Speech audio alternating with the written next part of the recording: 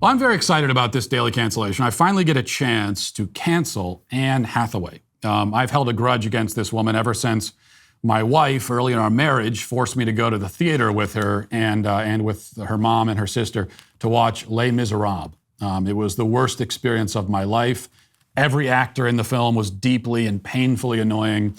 None of them would stop singing at all. They sang the entire time from start to finish. Yet even amidst all of that, Anne Hathaway managed to be irritating and insufferable on a level that even Russell Crowe's blubbering off-key performance couldn't reach. A couple of years later, I went with much higher hopes to go see Interstellar.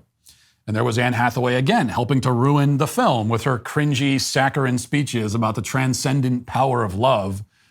I wanted to see a movie about deep space exploration. I was hoping there'd be aliens.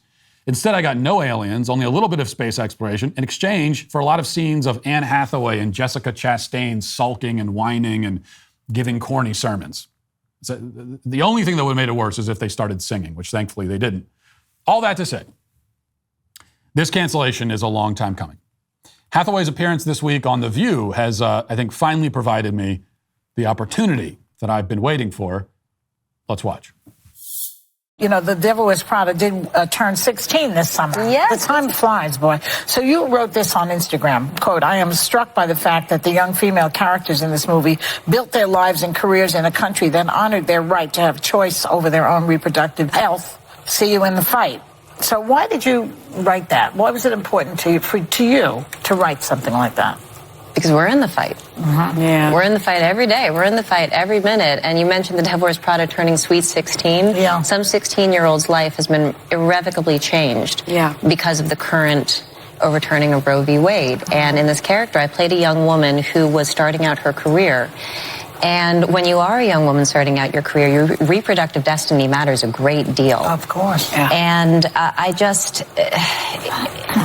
it had just happened, and I think about it all the time. I think we all think about it all the time, and what its implications are, and what it means to live in a country that puts us in this position.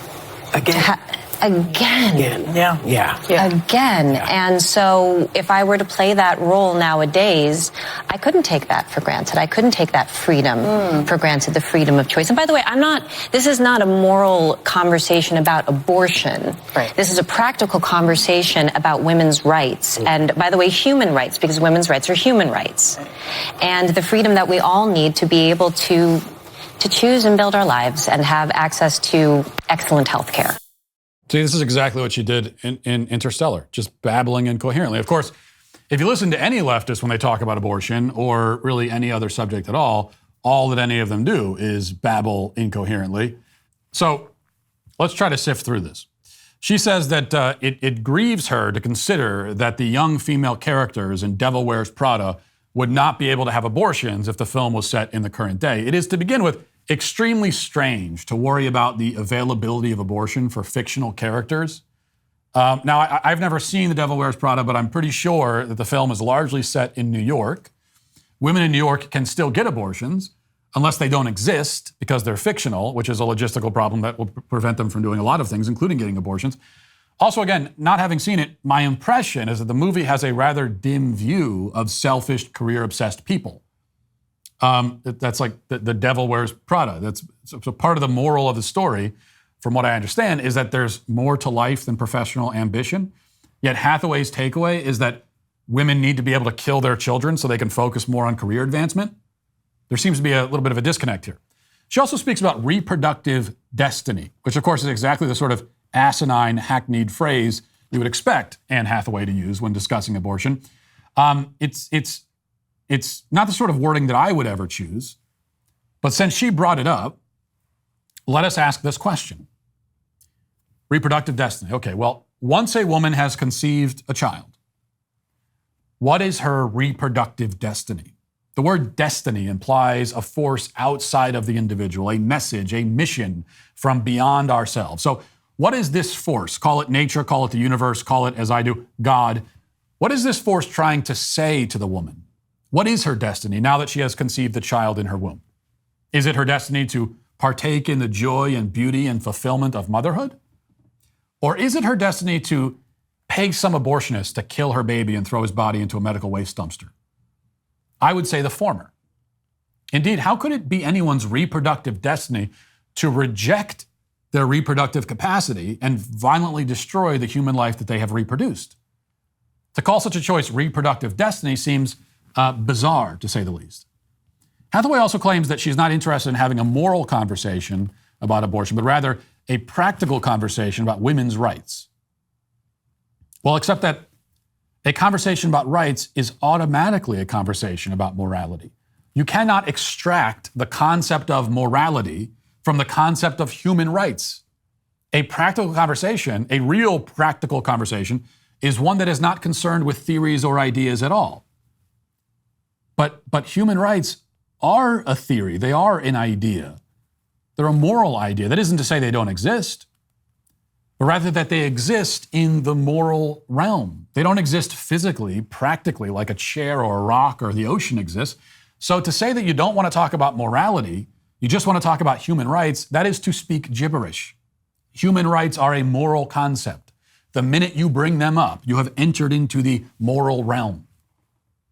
But that's not where Anne Hathaway wants to be, because she knows that she can't actually defend abortion on moral grounds. None of these people can. And that's the issue. But she had more to say, and it only gets dumber from here, so let's continue. Another thing, and just without going into too many details, my own personal experience with abortion, and I don't think we talk about this enough, abortion can be another word for mercy. We don't know. We don't know. It's not a world in which we know that no two pregnancies are alike, and it follows that no two lives are alike. That follows that no two conceptions are alike. Yep. Mm-hmm. So how can we have a law? How can we have a point of view on this that says we must treat everything the same? And where I come at it from is when you allow for choice, you allow for flexibility, which is what we need in order to be human. So that anyway, I just wanted to include that part. Especially for that. It's not set in stone. Just because you get pregnant doesn't mean you get to keep that baby. Yeah, it's a health decision. And it can be. It really can be. Yeah. Right. Abortion is another word for mercy, she says. But mercy for whom? Mercy for the child who's being killed? That's not mercy. The child has an entire life ahead of him. Or he should. You're taking that away. You're deciding for him that his life is not worth living. You're erasing all of his potential, all that could have been. And you're not giving him a choice in the matter. There's no mercy in that. It's the opposite of mercy, because it's the opposite of empathy. And you can't have mercy without empathy. Or do you mean that it's merciful to the woman? Are you saying that killing a child is an act of mercy to the child's mother? Well, no, mercy to the mother is to help her, to give her the resources she needs. Mercy is what pregnancy centers provide. Mercy is their ministry. It's what they do. Abortion clinics, on the other hand, are vultures. They prey on fear and misery. They cash in on it. They feed off of it. They profit off of it. They sell guilt. They sell regret. They sell loneliness while taking away the love and joy of motherhood. That's not mercy. It's mercenary. So whichever way Hathaway meant it, she's wrong. Though I'm not sure she knows how she meant it, because she's just babbling, which is what most defenses of abortion boil down to: incoherent babble. And that is why Anne Hathaway is today, finally, after all these years, canceled. That'll do it for this portion of the show as we move over to the members block. Hope to see you there. If not, talk to you tomorrow. Godspeed.